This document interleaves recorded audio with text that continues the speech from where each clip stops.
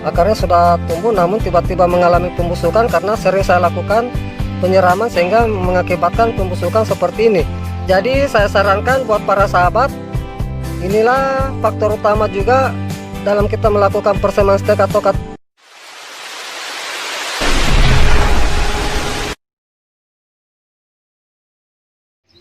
Jumpa lagi di channel YouTube kami. Pada video kali ini saya akan memberikan tips atau informasi kepada para sahabat pencinta tanaman anggur, khususnya buat para sahabat yang masih pemula yang ingin melakukan persemaian stek atau cutting anggur. Nantinya di sini saya akan berbagi pengalaman yang telah saya lakukan pada persemaian stek atau cutting anggur, yang dimana pada saat kita melakukan persemaian sudah tumbuh seperti ini namun tiba-tiba mengalami layu atau pembusukan pada tunasnya. Dari pengalaman yang saya lakukan pada persemaian stek atau cutting anggur itu, ada beberapa hal yang perlu kita perhatikan agar dari hasil persemaian tidak mengalami kematian.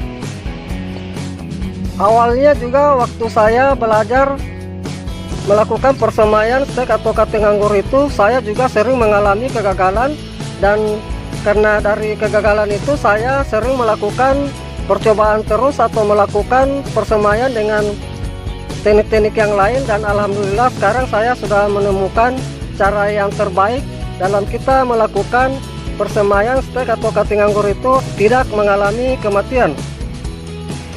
Baik, langsung saja saya memberikan penjelasan atau tips kepada para sahabat pencinta tanaman anggur semua, khususnya buat para sahabat yang masih pemula yang ingin melakukan persemaian stek atau cutting anggur, agar nanti dalam kita melakukan persemaian itu tidak mengalami kematian. Ini saya akan ambil sampel dari hasil persemaian stek atau cutting anggur saya. Di sini saya gunakan sampel itu ada 3 cutting yang saya semaikan. Dan di sini saya akan menjelaskan faktor utama penyebab dalam kegagalan kita melakukan persemaian stek atau cutting anggur kita, yaitu yang pertama yang perlu kita perhatikan adalah media tanamnya. Untuk media tanam yang kita gunakan dalam persemaian stek atau cutting anggur kita, yaitu kita menggunakan media tanam yang bersifat poros. Adapun contoh media tanam yang bersifat poros, yaitu di sini yang saya gunakan itu adalah campuran antara pupuk kompos, yang dimana pupuk kompos itu yang berbahan dari dedaunan bambu kering dan sekam padi. Kemudian saya campur dengan sekam bakar dan tanah, dimana untuk perbandingan itu saya menggunakan untuk pupuk kompos yang berasal dari dedaunan bambu kering dan sekam padi itu saya gunakan 2, arang sekam atau sekam bakar itu 2, dan tanah 1. Jadi memang tanah saya memang sengaja sedikit gunakan agar nanti media tanam itu bisa bersifat poros. Dan di sini saya sarankan buat para sahabat dalam kita melakukan persemaian stek atau cutting anggur kita, jangan kita menggunakan pupuk kandang, terutama pupuk kandang yang belum mengalami fermentasi. Karena apabila kita menggunakan pupuk kandang yang belum mengalami fermentasi atau yang kurang matang, nantinya bisa menyebabkan pembusukan pada stek atau cutting anggur kita, karena kita ketahui bersama bahwa pupuk kandang yang belum matang atau yang belum mengalami fermentasi, untuk bakteri-bakteri yang terkandung dalam pupuk kandang itu bisa merugikan tanaman kita. Jadi saya sarankan jangan kita menggunakan pupuk kandang yang belum mengalami fermentasi atau yang belum matang.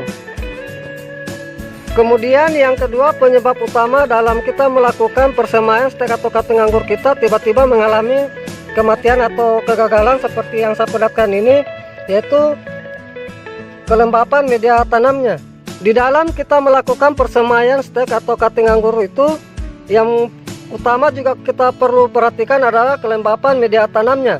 Jadi di sini saya sarankan buat para sahabat, apabila dalam proses kita melakukan persemaian stek atau cutting anggur kita itu, kita jaga media tanamnya, jangan sering kita lakukan penyiraman.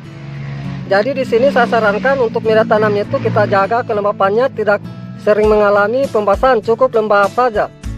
Contohnya seperti ini, ada 3 sampel yang akan saya perlihatkan kepada para sahabat nantinya.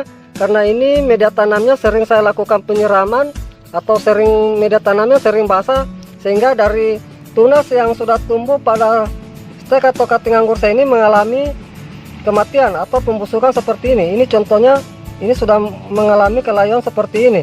Jadi nanti ini saya akan bongkar dari media tanamnya, saya akan perlihatkan langsung kepada para sahabat. Ini juga sudah mau tumbuh, tiba-tiba tunasnya ini kekeringan atau mengalami pembusukan.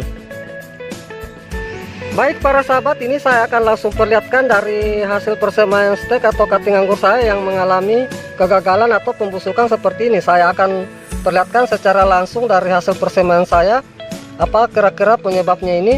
Dan ternyata ini bisa kita lihat para sahabat, penyebab dari kematian stek atau cutting anggur saya ini karena mengalami pembusukan akar karena sering saya melakukan penyiraman. Ini akarnya sudah ada yang mulai tumbuh karena sering saya lakukan penyiraman, sehingga akar ini mengalami pembusukan. Karena bisa kita ketahui bersama para sahabat, pada saat tunas mulai muncul seperti ini, akar muda sangat rawan dengan air. Jadi saya sarankan kita memang harus betul-betul jaga atau pertahankan kelembapannya. Ini lagi satu saya akan coba bongkar. Nah, ini juga bisa kita lihat para sahabat, di sini akarnya juga sudah tumbuh namun sudah tiba-tiba mengalami pembusukan. Ini. Dan ini lagi coba saya cabut satunya. Dan ini bisa kita lihat juga sama, akarnya kecoklatan seperti ini mengalami pembusukan. Ini saya akan kupas dari kulitnya, bisa kita lihat karena sering mengalami pembasahan sehingga mengalami pembusukan seperti ini. Ini lagi.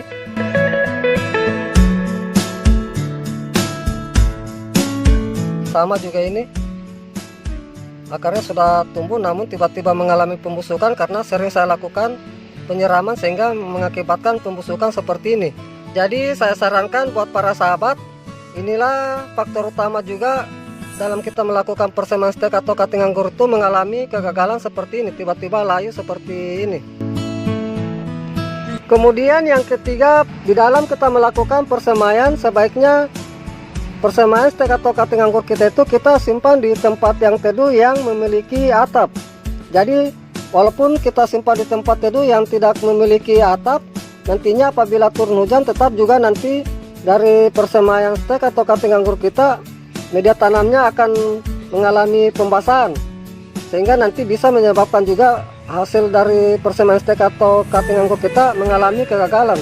Jadi saya sarankan untuk kita melakukan persemaian, kita simpan di tempat yang teduh yang memiliki atap, agar walaupun nanti turun hujan, stek atau cutting anggur kita yang kita semaikan itu tidak terkena air hujan. Contohnya yang saya perlihatkan ini, kebetulan dari persemaian yang saya lakukan ini saya simpan di pinggiran rumah saya, yang dimana di sini tidak kena air hujan langsung. Ini rata-rata semua saya simpan di pinggiran samping rumah saya.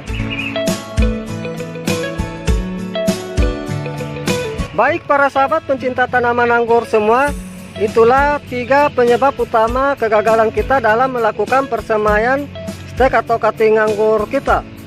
Dan ini saya perlihatkan lagi dari hasil persemaian stek atau cutting anggur saya, ini semua mulai tumbuh dengan baik. Ini yang sudah tumbuh dengan baik, tunasnya sudah tinggi.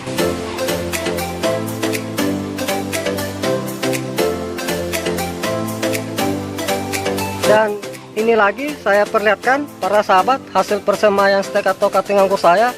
Ini kebetulan yang saya semaikan ini adalah jenis Isabella yang nantinya saya akan jadikan rostok atau batang bawah untuk saya lakukan kerating atau penyambungan.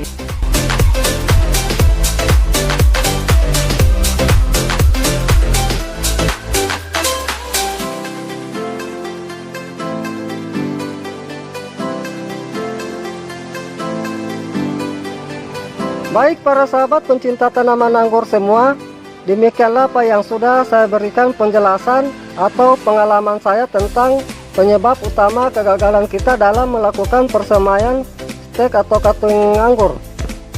Semoga dengan apa yang sudah saya berikan penjelasan ini atau pengalaman saya ini bisa bermanfaat. Terima kasih. Salam sukses selalu. Salam pencinta tanaman anggur.